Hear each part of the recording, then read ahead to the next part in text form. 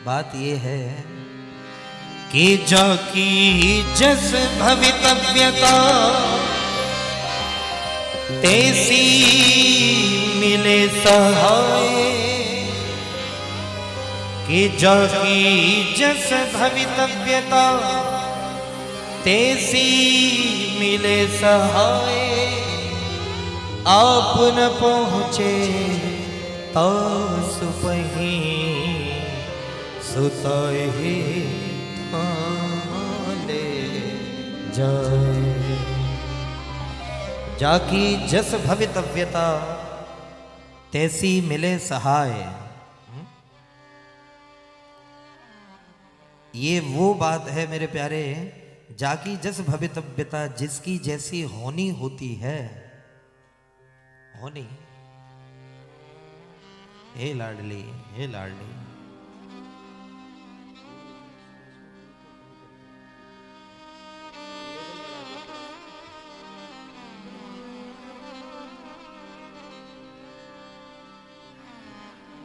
मैं सोच रहा हूं कि ये बात कहूं कि नहीं कहूं, थोड़ा सा।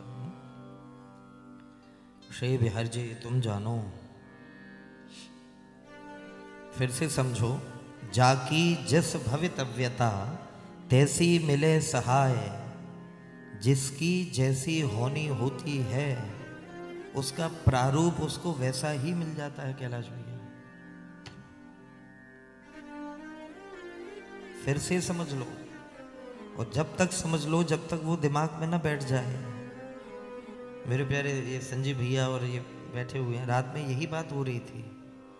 जाकी जस भवितव्यता, फिर समझें, जिसकी होनी प्रारब्ध जैसा होता है, जो करके आया है वो उसको मिलेगा। दिल्ली की घटना, एक दंपति ने, पति पत्नी ने, प्यार से सुनना मेरे प्यारे, बड़ी कीमती बात है। मैं बार बार निवेदन कर रहा हूं कि शायद गोविंद आपके हृदय में बैठ जाए, ये फालतू झंझट खत्म हो जाए। दिनेश भैया, दिल्ली में वो पति पत्नी दोनों बड़े प्यार से रहते, 3 बच्चे, 3 बेटे उनके। तो किसी से जानकारी करी होगी उन्होंने, ये जन्मपत्री इत्यादि जन्मपत्री दिखवाई और जानकारी करी, तो जिन्होंने जन्मपत्री देखी उनको पता ही नहीं था उनके बारे में, तो उन्होंने कहा कि तुम्हारे तो संतान नहीं है कोई भी। आवाज आ रही है सबको? तो उन्होंने बोला कि तुम्हारे तो कोई संतान नहीं है। उसने, व्यक्ति ने जन्मपत्री बंद करी, अच्छा महाराज, और उसको दे करके वो चलाया। बोले ढोंगी पाखंडी घूम रहे हैं आजकल, इतने सारे ढोंगी पाखंडी घूम रहे हैं, इससे ज्यादा बड़ा पाखंड क्या होगा? 3-3 बच्चे घर पे खेल रहे हैं, इससे ज्यादा पाखंड क्या होगा? 3-3 बच्चे घर पे खेल रहे हैं और वो कह रहा है कि तुम्हारे संतान योग नहीं है।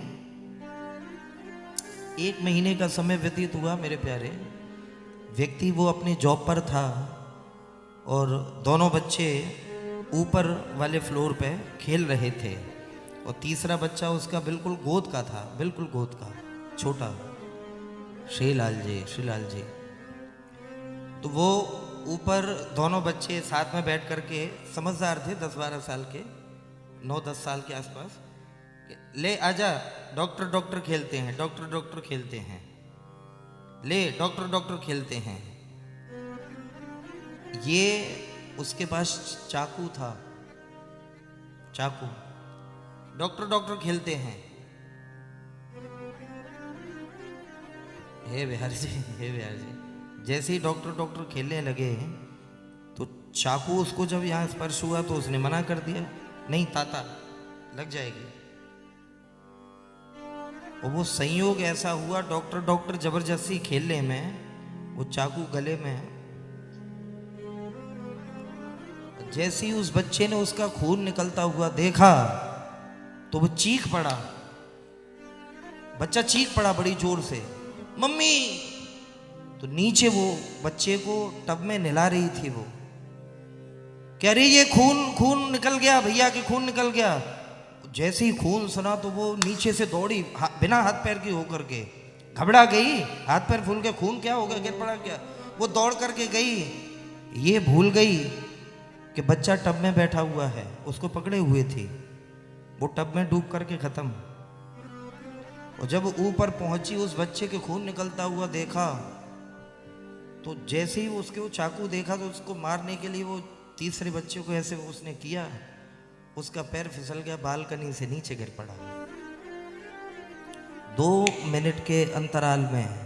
ये मैं डरा नहीं रहा हूं मेरे प्यारे, भगवत भजन करो, भगवत भजन करो, क्योंकि होनी तो आएगी, चाहे रो करके भोगो चाहे हंस करके भोगो। और दुनिया में कोई माई का लाल ऐसा नहीं है जो होनी को टाल दे, समझ रहे हैं?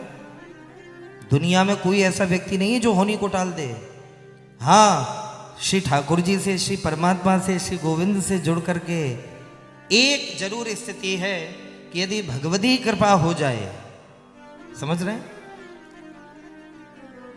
ये बात भी बहुत अच्छी है, ये बात भी बहुत अच्छी है कि जब किसी व्यक्ति को, गोविंद, जैसे फांसी हो जाए, आप सब लोग पढ़े लिखे हैं, फांसी 302 एक बार अगर किसी को लग गई तो वो बचता नहीं है, फांसी होगी उसको।